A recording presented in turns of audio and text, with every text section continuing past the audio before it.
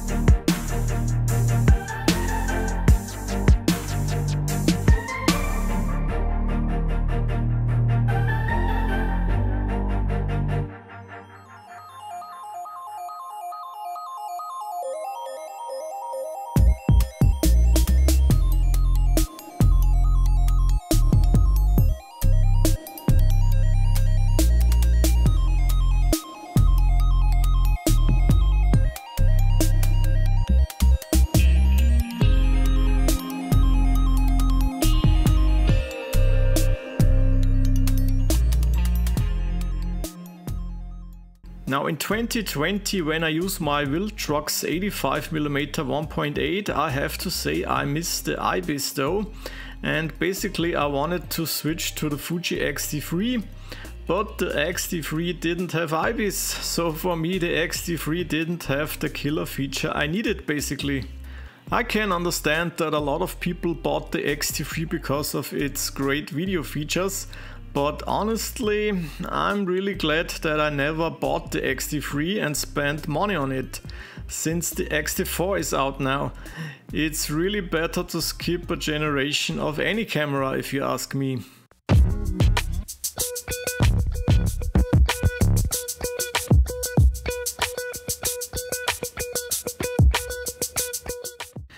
Now finally the X-T4 has IBIS, and from the footage I have seen so far it also is very effective, which is great. But not only that, it also has a flippy screen, so you can see yourself when shooting vlogs. That's definitely very nice, but probably even better than the flippy screen is the quick switch for the video mode, and we finally have a bigger battery.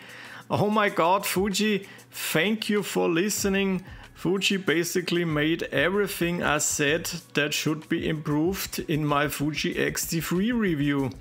So now the next logical switch is the Fuji X-T4. Well, yes it would be, but since we are living in a crazy pandemic world crisis, I really can't recommend to buy any camera that will cost you $1,700 body only. My honest recommendation right now is stick to your old camera and save your money at least until September 2020 and see how the pandemic situation will change.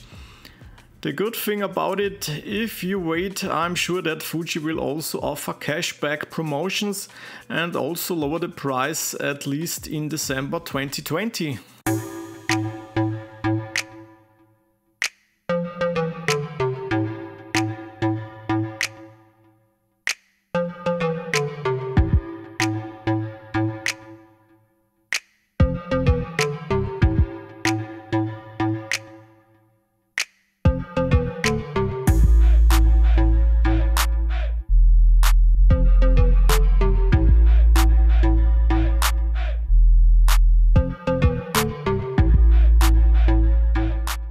Honestly, Fuji will have a very hard time to keep the price of $1,700 in this crazy situation we are in right now. Don't get me wrong, I think the Fuji X-T4 is probably Fuji's best APC camera they've ever made, but it should have come out earlier and basically they should have skipped the X-T3. I hope this will help you with your decision. If so, let me know down in the comments. Make sure to subscribe to this YouTube channel for more upcoming content and hit the notification bell. Don't hold your mouse or smartphone like Osterei. Subscribe to this YouTube channel and follow me on social media. Thanks for watching. See you in the next one.